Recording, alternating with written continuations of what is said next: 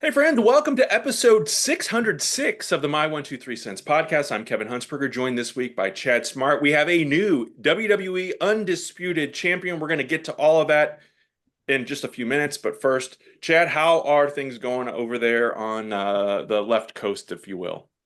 They're going well. I guess you're experiencing the heat that we will be experiencing in a few weeks because we're still in the June gloom phase, although has been hot. But I think people don't realize how cold it actually is in May and June and everything. But I was going to say, one, I found my Owen Hart shirt that I mentioned on the last episode. There I you go. Love cleaned it. my room and found it. And I figured we just had the King of the Ring, King Owen. And tonight, as we record this, is AEW Forbidden Door, which will be the finals of the Owen Hart Cup. So Yeah. it was fitting.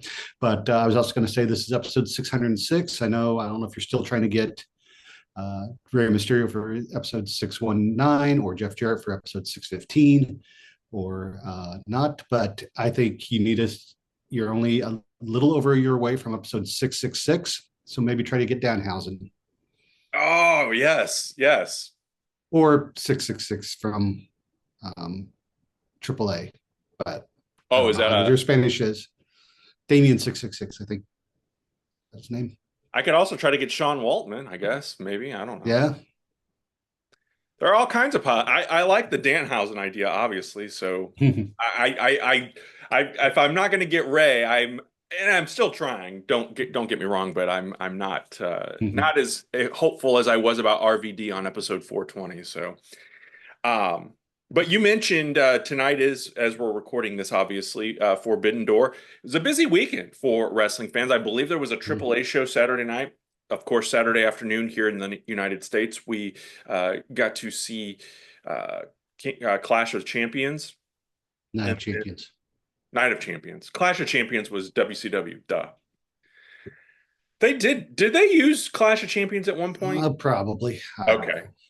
Anyway, we'll get to that show in a minute, and we're not going to really talk much about the show, but just kind of in general stuff. But anyway, let's get to AEW is doing Forbidden Door. Uh, any big predictions? I know obviously as people are listening to this, the show will be over, but I think everybody has on their bingo card that Will Ospreay is going to win the Owen Cup. Yep. And who do you think is going to win the female cup there? I mean, I think I'll be Mercedes Monet Mhm. because Maya World. I, I mean, if she wins, great for her, and it would be a way to maybe catapult a new star. But I don't think she's on the level of Mercedes or on that level to go and challenge for the world title, the women's title at All In. And yeah, I think Forbidden Door. I'll be glad when the show's over.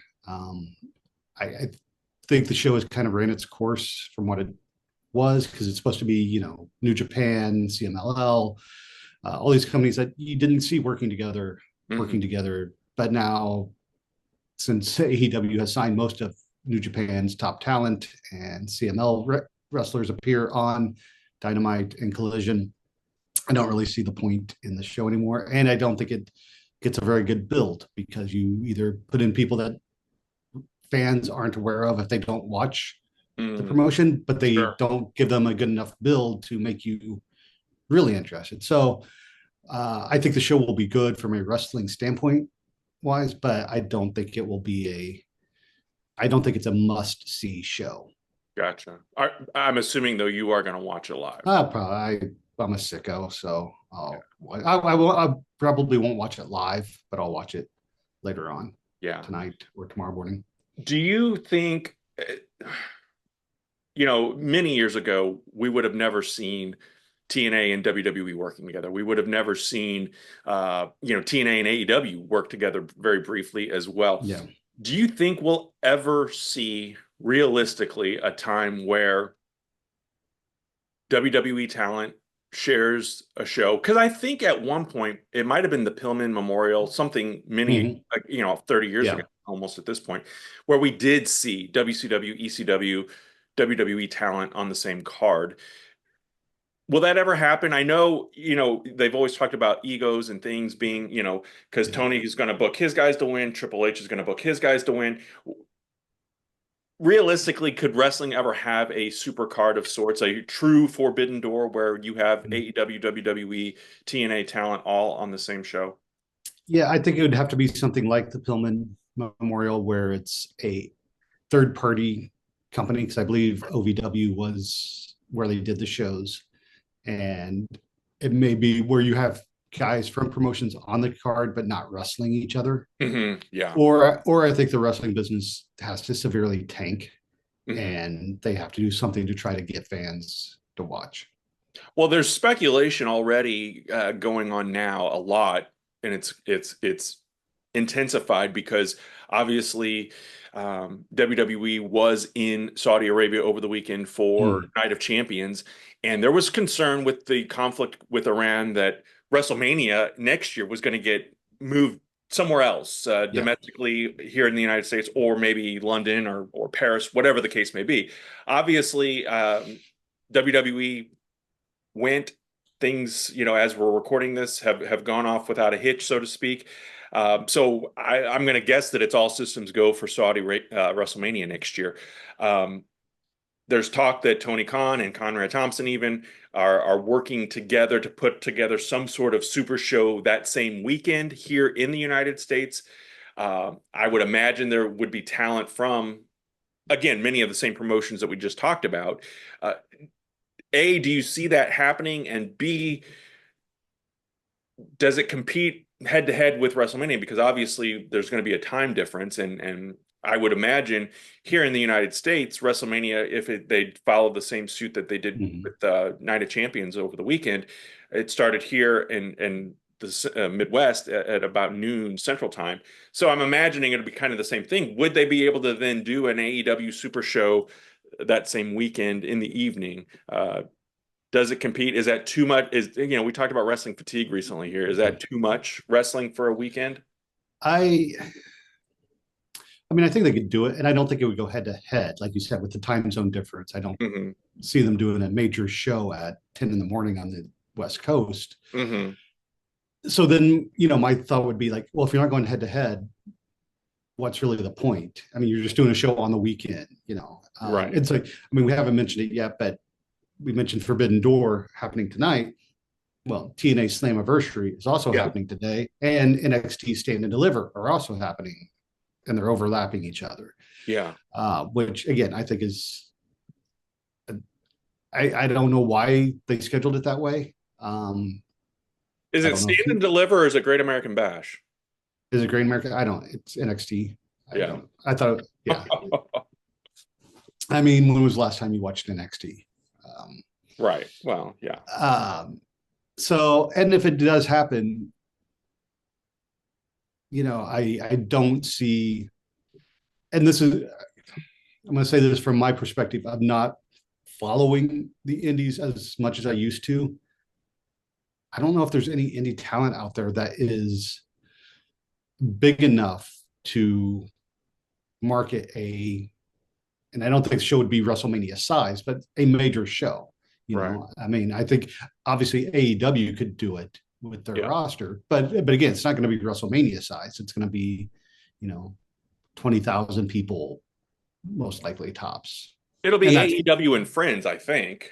maybe. Like But you said, again, there's not that talent out there. Or yeah, we aren't aware of the talent that's out yeah, and if it's AEW and Friends, then how's that going to differentiate from if they still do Forbidden Door next there. year? Right. So, It's interesting. Yeah, I know Conrad and Jeff Jarrett keep teasing stuff on their podcast, and maybe they're just saying stuff to get people talking. I don't know, but it's working obviously because we're doing it right yeah, now. But yeah. I mean, I guess well, they could have Ric Flair's last match, but well, speaking of Ric Flair and last matches, we're going to talk more about Sami Zayn, his championship win at Night of Champions. Right. Okay. I'm worried I'm going to say Clash of Champions again. So. Um, But yeah, a busy weekend of wrestling. Obviously, you're going to watch Forbidden Door. You watched Night of Champions. Probably, I'm going to guess not watching Slammiversary, and I know you made it pretty clear you're not watching Stand and Deliver or I Great can't America. watch. I mean, the NXT show, I believe, is on the CW. It is, yes. Yeah, I don't have access to the CW live, so maybe if they put it up on a delay, I may. try to watch it. Slammiversary, do I want to sign up for the month long, spend $10 to watch it? There's nothing on the show that really is drawing me in from reading it. And again, I don't watch TNA regularly, so I'm not invested in the storylines that they have. Mm-hmm. I mean, I've seen that they are teasing a few surprises, but yeah, I don't.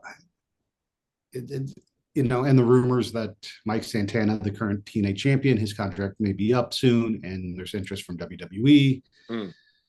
I don't know, but yeah, TNA. We'll see how busy I am or how bored I get. I decide to break down and watch. Well, I'll probably just read the results and see what's online. let's talk about Night of Champions. Again, I don't want to go through the whole card. I like this podcast to talk about current events, but also look back and see kind of how we got here, or things that kind of shaped us along the way. So, kind of in that vein, wanting to do that. But let's talk about King of the Ring specifically. Once upon a time, back in 1993, when the first pay-per-view version of King of the Ring came out, it was its own pay-per-view. It was the matches that night. They had maybe a couple of other matches. Obviously, Hulk Hogan and Yokozuna wrestled that night, and there were a couple of other side matches, but the focus was the King of the Ring. Let's look at 2002. Brock Lesnar debuts that year, wins the King of the Ring. Fast forward now to 2026. Obafemi debuts on the main roster in 2026. I guess technically towards the end of 2025, but really 2026, wins the 2026 King of the Ring. One, were you surprised that Oba won King of the Ring? I thought it was interesting that he was in it, because to me, I thought if he's in it, he's got to win it, because they've built this momentum around him. And it rhymes. Yes, exactly. And I feel like the loss to Brock Lesnar at Clash in Italy kind of hurt. I didn't feel the same level, and now I feel like it's kind of come back 180, and he's back to that dominant ruler. But there were moments during that match I thought Jey Uso may end up winning this, and we have Ray J, or Jay Ray, whatever you had said on Ray Uso. Ray Uso, that's right. Main event, Ray Uso. Ray Uso. Because those who don't know, Ray is king, not R-A-Y. Anyway. Yeah. What do you think? Was that the right decision? Was that the right call? And then who does Oba pick? Does he go against Roman Reigns? Does he wrestle the new champ in Sami Zayn? Because I don't eat, I do think it was a right call. Something Jey Uso is just not connecting with me on that level to be the top guy. I think Oba was the right call because I think fans want it, and he's we're just talking earlier about a big enough star to headline a show. I think Oba's got the presence and the aura to be that person. We talked, I think, last week, and there was speculation online that Brock Lesnar was going to get involved, cost Oba the match. Yeah. But then, again, as watching the show, and I messaged this to you, I was like, I don't see Brock Lesnar flying 18 hours just to do a run-in and a match. He's no AJ Styles flying to Australia to do that. So without that factor involved, I think Oba should have won, because I think the match against Brock at Clash in Italy was a misstep, because you had him destroy Brock. Why then do the 50-50 booking? Right. And this is where rumors and innuendos come in, where the speculation has been it's going to be Oba versus Brock at SummerSlam to retire. And it's like, well, maybe that's not the plan. Maybe it was never the plan. Maybe fans put something in their head and then get it. As far as Oba winning, again, I think it's the right call. I think WWE and to an extent AEW and probably TNA all need to be making new stars continuously. And again, you have someone that the fans are already saying, we want this guy. So I think going into SummerSlam, and we talked about Austin winning King of the Ring 30 years ago and how it took 18 months for him to win the championship. I hope that Oba doesn't take 18 months to get there. But going into SummerSlam, I think if you want to make him, he's got to face Roman Reigns. I think Right. because Roman has been established as the guy. Yeah. Whereas if Sami is still champion going into SummerSlam, if Oba beats him, and we'll talk more later, but because I think Sami is a credible champion. Okay. But he's not the champion right now. Yeah. Yeah. As long as guys like Roman, and this isn't a dig on Roman, but as long as they're around, there's still going to be, it's kind of like the Hogan syndrome that we've talked about so many times. Even though Hogan was not the champion when Savage was or the Warrior was, the focus was still around Hulk Hogan. And so, and I listen to the OVP podcast. I've talked about that before. They go back and they watch week by week WWF superstars, and they're at the crux of the Mega Powers era right now, where they just had Survivor Series, and they're planting this. But looking back, and I can still remember it, but looking back on it now, watching it again with them, like Hogan was still so much of the focus, and Hogan's promos, and you go back and look at it and it's like, man, it was all right there. But as a 15-year-old watching it versus now a 53-year-old watching it, you do watch it through a different lens. But I agree 100% with everything that you've said, and I think that it's going to be interesting to see, because again, a comment John Cena made a year ago in an interview saying that Brock Lesnar was going to wrap things up in Minneapolis, and Minneapolis is the host of SummerSlam, and so everybody kind of drew these. Cena could have just been talking out of his ass for all we know. We don't know that that was really ever the plan, and maybe it is going to end in a 50-50 booking. We don't get the rubber match. I don't know, and honestly, I'm okay with Oba moving on and conquering the next, slaying the next dragon, if you will. And maybe he does win the title and then beats Brock down the road at the end of this year or next year's WrestleMania, and that's Brock's swan song. I don't know. But that's King of the Ring out of the way. Queen of the Ring, you and I had kind of gone back and forth, and I think we talked about it. I don't remember if we made these comments publicly last week or not, but with Liv Morgan, being the champion and being in the tournament, and some online folks were, raising questions about that. And you and I had talked, and again, if I said this last week, I apologize, but reminding folks that Brock Lesnar was the champion at the 2020 Royal Rumble and went in there and annihilated the first half of that Rumble before, of course, Drew McIntyre eliminates him and ends up winning the belt from him later at WrestleMania that year. We're going to seemingly get the rematch from Queen of the Ring finals of Io Sky and Liv Morgan. I know you had some feelings about that. What is Io Sky, again, and is Rhea Ripley, did I make this up? Is Rhea Ripley hurt and not able to? She's injured. Okay. Yeah. Because she's the women's champion on the other side, right? Yeah, I believe so. Did she beat Jade? She beat Jade at Mania. Yeah. So what are your thoughts? It was, and I feel like they're kind of intersecting, which I like this, the U.S. title scene on the women's side with because Charlotte Flair's getting involved, and you have all. I feel like the women are getting even more love now than they had before. Chelsea Green, who I'm a huge fan of. I like what they are doing with her and Tiffy and all of this. But anyway, what are your thoughts on Io Sky? Definitely has the talent. Again, I'm not 100% on board with her, but what do you think? Well, I think the whole situation is an interesting look at either bookers who try to stay the course or don't know how to adapt, because Liv won the title at Mania, has not defended the title once since Mania. The rumors is that she was supposed to be in a feud with Stephanie Bakir. Bakir's injured. So again, that should mean okay, you pivot and give Liv a different challenger. Don't just have her out there. Yeah.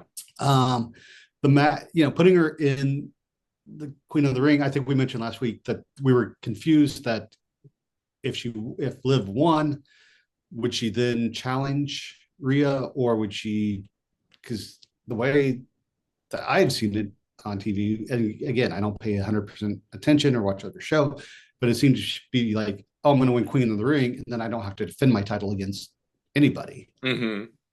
So I think if they'd gone and done champion versus champion, that would have been one possible interesting. Although I don't know if they still are doing that at Survivor Series or, Oh yeah, yeah. so you don't want to repeat that step too often.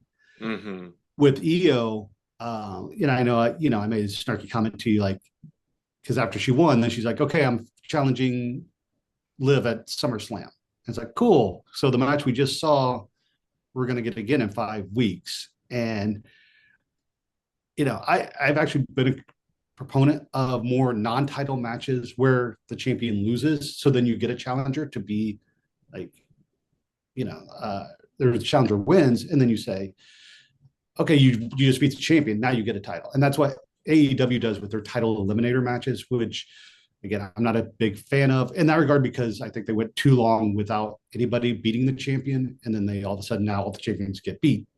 And it's like, you got to find the balance. I think it would have been better in the moment after Io won if the commentators or Io even said, hey, I just beat the champion. I want the title. So I'm coming after you because I know I can beat you.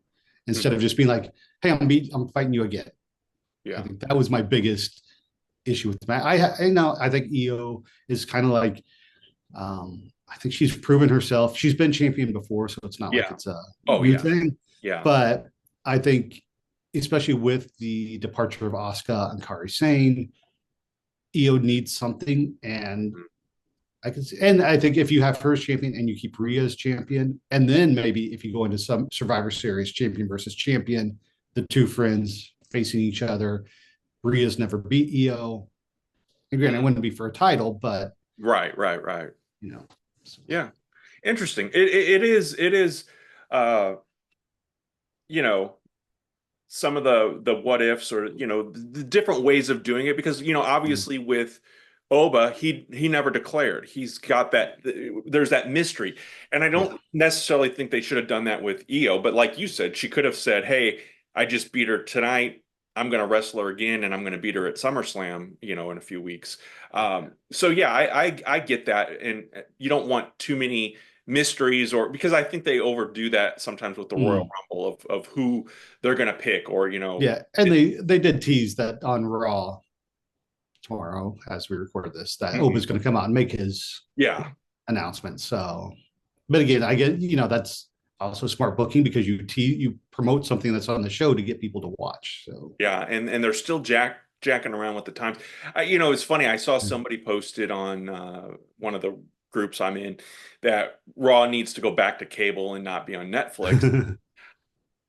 The beauty of Raw, since its incarnation, and I know it went through phases of being recorded, but I love the live element of it. And I love the fact that, obviously I'm working and I can't watch in the middle of the afternoon when they adjust it like that, but then I can come home and watch it. And I haven't done this in a while, but I can come home and watch it and kind of zip through the commercials, which is a benefit there. But it is, avoiding the spoilers, which has become, and my job, I would be on it anyway, but especially for work, I am on social media, so I do see things pop up. And it was funny. It was when they kicked Seth Rollins out of, I think I told you this, when they kicked Seth Rollins out of the Vision a few months ago. I thought it was AI, and I thought it was all made up. And then turns out I'm watching Raw later that night, and I'm like, oh, this. So that is the beauty of AI too, is sometimes, sometimes it's real and it's not bullshit, but then it's like, I can dismiss the spoilers as not being real and then be surprised when it turns out to be real. So it's a whole new experience for fans. Well, the main event here that we're going to talk about is Sami Zayn. I think probably, again, the Facebook groups and the tweets and all that, take it all with a grain of salt. But there was a lot of people that said, this is what we really want, and it was Oba and Io as king and queen, and this is what WWE is going to give us, and it was Jay and um, Liv as king and queen, which obviously the opposite happened. So I think for the most part, the IWC wanted to see what happened happen. Um, but then there was a lot of speculation that Gunther was going to end up beating because, it's a triple threat. It's an easy out. Sammy is the fall guy, and Gunther becomes champion. And I would say on a scale from 1 to 10, how surprised was I by this? It'd be an 8 or a 9. I did not see this coming, which I like. But you mentioned earlier, you see Sammy as someone who is a credible champion. So let's talk about that. Mhm. Because, and I hate giving credence to negativity, but I am also aware that that's what kind of sells podcasts and tweets and all that shit. So we're going to jump on board with it too. Val Venus posted the following after Sami Zayn won the WWE Championship. Quote, both of these losers would carry my bags and polish my boots. The it factor guys like Hogan, The Rock, Austin, Undertaker, and Triple H raised the bar of eligibility to unheard of heights. It's super cool that boss man Triple H lowered the bar to dumpster fire levels so the less fortunate could get a shot while the corporation looks to discover its next it factor guy like Hogan, Austin, or The Rock. So obviously Val Venus for many years has had some controversial takes and whatnot. What is your overall impression? And not maybe not necessarily Val Venus's take, but is this dumpster fire levels? Is Sami Zayn dumpster fire level? Because you said you do see him as a credible champion. Yeah. Well, that I had not seen that or heard that quote. So I think there's elements in there that I actually agree with. Mm-hmm. Not the dumpster fire. Mm-hmm. I mean, I have been a fan of Sami Zayn before I knew who Sami Zayn was. Mm-hmm. Meaning, and if I had the time, I would have gone through boxed up stuff and found my El Generico mask Yeah. and worn it on the show. Sammy has been in WWE for 10 years. So let's, take away the El Generico side of the equation of what he did on the indies and just focus on Sammy. Yeah, sure. NXT champion, Mm-hmm. IC champion, I believe. Yes. He beat Gunther at WrestleMania he beat Gunther. He ended Gunther's 600. That's right. Streak. Yeah. And I was trying to remember if he was US champion, and he was US champion. Right? Yeah. He's a Grand Slam champion now. Okay. I mean, I think that right there speaks for itself as to, and I think the reaction that he got, and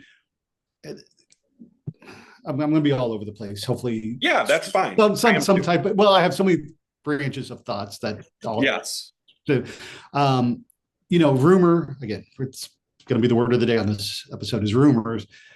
Were that because WrestleMania was going to be in Saudi next year, that Sammy would win the title there and give that moment because he has ties, family. That's what I'm looking for. Not hereditary, but his roots. His roots, I get, are Syrian and in that region. So he came out in the full garb. He speaks the language. He's cut promos before. So there would be like that big moment at WrestleMania. I guess because I was thinking of that, I didn't expect him to win at Night of Champions. Although it made perfect sense in hindsight. Yeah. To get that moment then. I'm going to ask you this question now, is that to me, the match was like Brock versus Taker at WrestleMania 30, in that it was a big surprise when it happened when Sammy won, but nowhere in my mind did I actually think it was going to happen. And so I wasn't invested in the match because I felt like the outcome was already pretty, that it was going to be Cody or even Gunther. And so is that a factor in, as wrestling fandom? Because predictability is often predictable, and the 90% of the time that's the way booking goes. does it end up hurting these moments, Right. or does it actually help because of the surprise factor? We talked a little bit before we started recording about social media and its Mm, influence on wrestling, pop yeah, culture, life in general, politics, the whole gambit. Um, and I would say that, look at crowds today. Back in the day, they're holding up signs, they're yeah, cheering, they're engaged, they're going crazy, and fans still get engaged and do some of these things. But you also look in the crowd and they're doing this. They're on their phone, they're tweeting, they're yeah, doing whatever. I'm doing the same thing at home. I'm on my phone and I'm watching, I'm reacting and engaging with other fans who are watching the same thing. So that's yeah, become part of the experience. But when you're doing that, your eye is off the screen and you're watching or you're, typing out your yeah, tweet or whatever you're doing. yeah. And so I think that has hurt engagement amongst fans as well. And like you said, I wonder if Foley being tossed off Hell in a Cell had happened in the social media Mm. era, would it still be this moment that we relish and talk about 30 almost 30 years later? It's interesting time. This is the way it's Yeah. going to be, and this is how it is moving forward. So yeah, I could see where I wasn't as engaged in that match or any of the matches, and it's not a byproduct of the product or a result Mhm. of that. It's a result of my habits and what I do. We went and saw Toy Story 5 the other night at the movie Mhm. theater, and obviously when I'm at the theater, my phone is off in my pocket and I don't look at it at all because your experience, that's the experience. Yeah. But if I were watching that at home on Disney Plus, I would have been on my phone. Not a Um, sponsor. yeah, exactly. So I do think that we've become creatures of habit, whether we like it or not. This is the new norm of and Yeah. I'm not saying everybody does this. But I do, and most of the people that I engage with or watch a movie with or whatever, Yeah. at some point during the course of that film, the phone is going to come out, and I do think it has hurt the experience, the product, the enjoyment, or whatever you want to say. Um, I was watching this one a little closer than because I was curious to see how they were going to go with it. Um, and like I said, I was pleasantly surprised that it's Sami Zayn. But again, the lead up to where we are now, I mean, he was feuding with the gingerbread man 6 weeks ago Yeah. and hosting a funeral for the not to say that hell, what was it, 5 years ago or so? He was in a match against Johnny Knoxville at WrestleMania, and now he's the champion. And Mm. not to say that those things hurt him, but if we have Roman Reigns and Sami Zayn on the same plane, gosh, all that rhymed, I think. It just Yeah. doesn't. Again, I love Sammy, but it does. I met him years ago at an AAPW show, but it Who just else was on that show? well, Pac and Colt Cabana and Matt Cross. But it just, for me, it doesn't feel, again, we go into that Hogan syndrome. And, everyone who's not Hulk Hogan is going to be in that shadow. And I Well, feel that way with Sammy right now. and to go back to Val Venus's point, Hogan, Rock, Macho Man, Flair, even, and to an extent Roman. Although out of the five that I just named, I would put Roman way at the bottom Hmm. because I think he is the one that the company said Yes. you're gonna like. Yeah. But those other ones, and you throw in Taker, they do have larger than life personas. They Yes. are there, and that's not something you can't teach that. You're just gonna have to be a couple of haters and Yeah. realize that those moments, I think we've said it before in the history of this podcast and back in the blog days. Hogan was a larger than life persona. You couldn't create Hogan. If Vince would have chosen Tito Santana Mhm. or Junkyard Dog, or it wouldn't have WWF wouldn't have been what it was. Right. Austin and The Rock, larger than life personas. Even if you take those out and put in Foley or Triple H, the Attitude Era is not going to be what it Mm. was. Right. And I feel like with Roman, and again, my anti-Roman bias has been on display many times in the show. He's got something, but he doesn't have it. But they Mm. try to force it onto the fans. Yeah. And so Sami, again, like him, glad he's champion. Sami doesn't have that. But what he does have is a connection with the fans. And the Right. fans want to see that. Yeah. And and so yes, is Sami Zayn being champion going to ignite the next wrestling boom? Most likely not. But Right. does that mean that he's not qualified to be champion? I don't think so. I think because again, the fans, one thing Sami has is he can flip back and forth, heel face, um, Yes. and do it well and get the reaction from the crowd. And there's also that connection with the crowd, which is what you want. Without the super high risk stuff, Mm-hmm. in my opinion, Sami Zayn is a modern day Mick Foley. Mm-hmm. He has that underdog, that, but God, you love him. How can you not love this guy? You want to see him succeed and do well. But then, back in '98, when Mankind kind of kept going back and forth, and Yeah. then he feuds with Austin, and then he gets thrown off the Hell in a Cell, and he becomes this endearing, lovable character by Mm-hmm. 1999, and you know a scrubbed down version of Cactus Jack, obviously, where he's become wearing a sock puppet, and he's become Yeah. this lovable guy. And I feel like there are some similarities with Sammy, the underdog, the guy who came in with came in from the Indies with a different gimmick. And do you think, because we have seen WWE, and there's not been rhyme or reason to it, where Danhausen, for example, came Mm-hmm. over from AEW or the Indies as Danhausen. They really didn't change anything with him. But then you see, to a lesser extent, Daniel Bryan versus Bryan Danielson, and the changes that they made with him, Kevin Owens and Kevin Steen. Mm-hmm.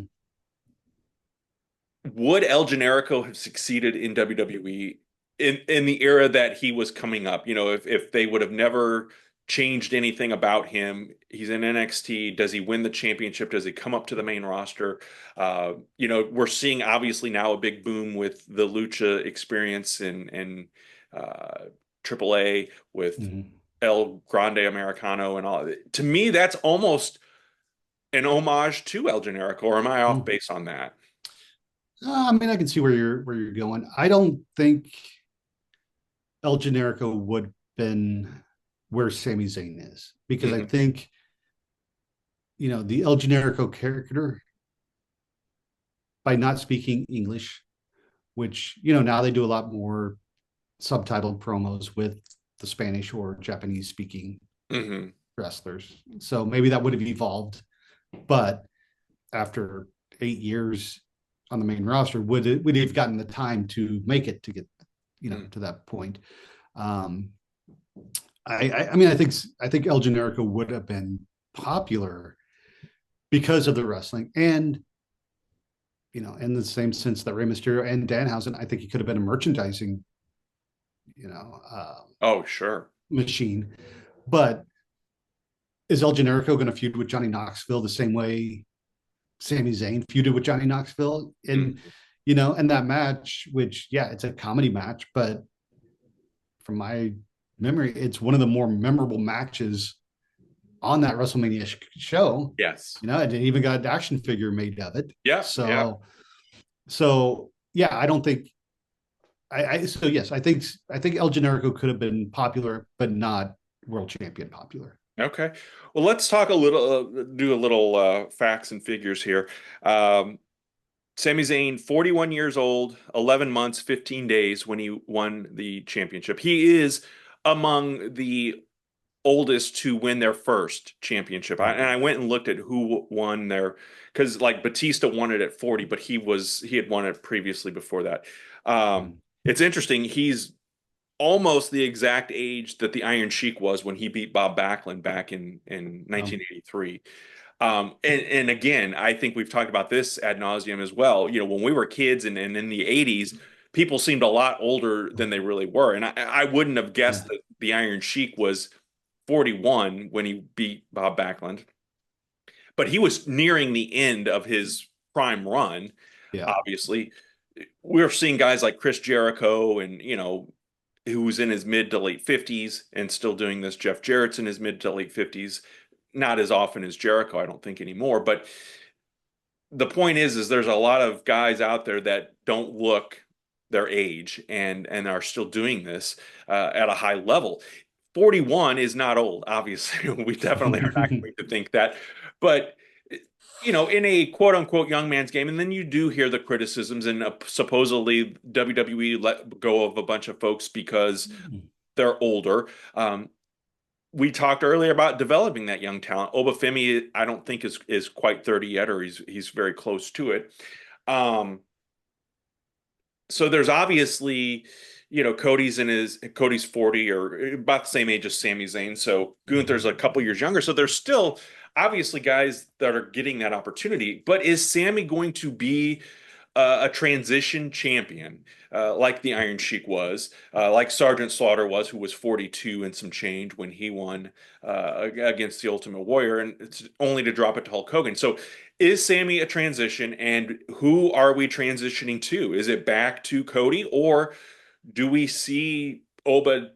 I think it's going to be Oba and Roman personally, but because I think he would just eat Sammy's lunch on paper, Yeah. looking at it like that. So we'll because those guys who finish their stories, so to speak, like Yeah. Cody did. Cody probably the most successful because he's won the title a few times since then.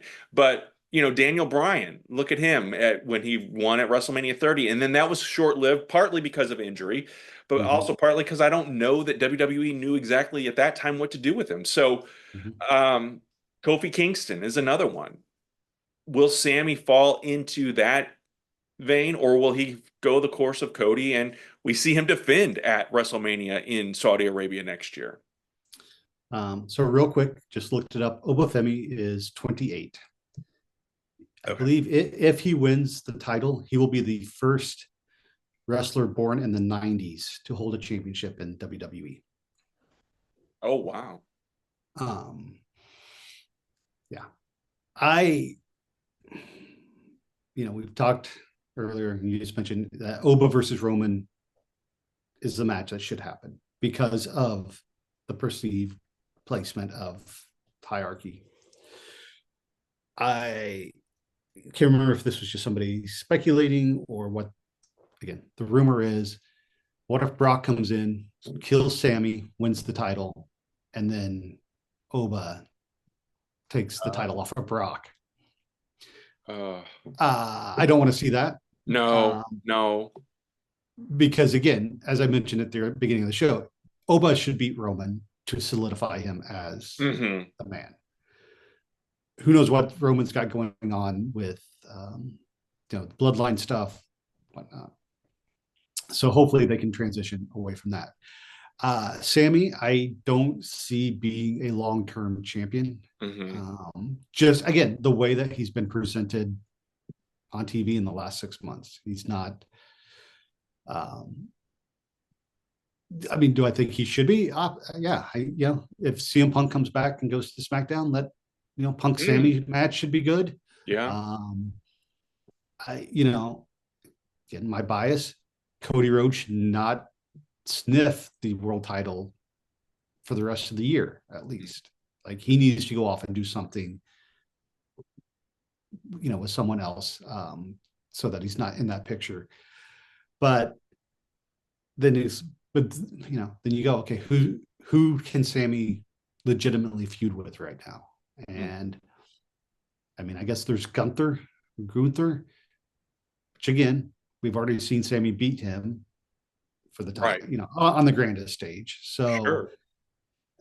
do you go back to that well, or you know, because I think Trick Williams, Ricky Saints, Carmelo Hayes, I think they're all still too fresh Yeah. to be challenging. But I don't know. What do you? So yeah. So to answer your question, I don't see him being long term champion, but I don't know who is going to take the title off of him in a match that I care to see, I Right. guess. Well, and that's the caveat. I mean, Yeah. if somebody said who's going to beat Sami Zayn for the title, my I mean, first obviously, I want Kevin Owens to come back and take it off of him, but that's what I was thinking earlier. That would be awesome if we could get to there. yeah, I don't that's wishful thinking on my part, and I guess your part too now. yeah, But my initial thought was it would be Gunther, and again, that's not what I want to see. That's not what you want to no, see. But again, we're probably in the minority because I've listened to some podcast and people are heaping high praise on Gunther. He's just and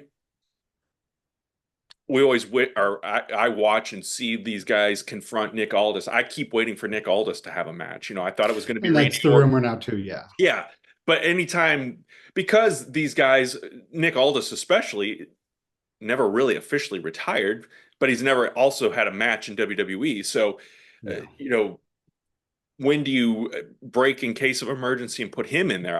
Or do you? I feel like everybody buzzes on that. We did it with Randy Orton and him, and then I feel like there was someone else who very recently that were like, "Oh, it's going to be Nick Aldis is going to come fight this guy or whatever."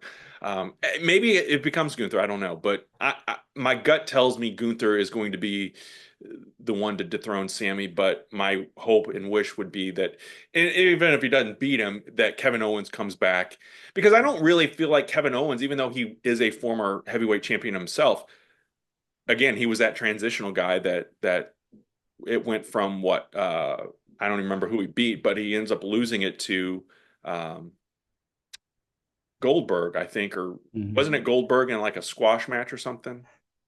I think, yeah, I don't. Yeah. So uh, anyway, those are my thoughts. People to have a list, usually we're talking 80s and 90s guys, but there are a handful of folks that are on that list still that are modern day wrestlers. Sami Zayn now is off that list of guys who should have won the big belt, the world Mm-hmm. title. WWE specifically, because I know people split hairs over Mr. Perfect. He was the AWA world champion. He's on a lot of people's top list of somebody who should have been world champion um, in WWE. Is there anyone that comes to mind for you when you think back on our childhood of the 80s and 90s? And we'll keep it in that era of golden era up through attitude era, who you think Mm-hmm. should have been WWE specifically champion, or if it's somebody in WCW who should have been WCW heavyweight champion. Yeah, I mean, besides the gambler, I'm trying to think of WCW wrestlers that should have. No, I mean, I can see the case made for DiBiase, Hmm. Jake Roberts, Hennig, um, but and maybe it's because of the way you know everything panned out. I don't know who, and it's a hard time imagining the alternate scenario. Yeah. I don't know who they would have feuded with that would have made money, let's say, Hmm. or had the same um, uh, fandom, the same. Yeah, it all worked out the way it worked out. I think for the Yeah, best. Yeah. but and that's where I've said in my complaints about the Attitude Era is that really Rock and Austin were really the only two stars of Hmm. that era because they headlined or wrestled at 3 WrestleManias in 5 years, 5, 6 years, Yeah. because there was no one else, Triple H included, Mick Foley included, that could get sell the show the same way. Right. And I'm trying to think back in the Attitude Era of who, because I think guys that were in that upper echelon, Ken Shamrock, Billy Gunn, X-Pac, would they've done well as champion? I Right. mean, I think they would have been very short-term champions if you. Yeah. Well, kind of like So how Mick Foley ended up being, he won it yeah, 2 or 3 times, but I think you could total up Foley's title runs and it Mhm. would have been less than a month, or right, I think it's right at a month of if you count the number of days. So, Yeah. and that becomes too like, does that diminish? Because again, we are talking about wrestling. It is a prop. It is predetermined. We get all that, Yeah. but Yeah. I think sometimes you do, as a fan, suspend your belief or disbelief. I don't know what the phrase is supposed to be, where you want to buy into it and you want to Yeah. believe that it's real, and Yeah.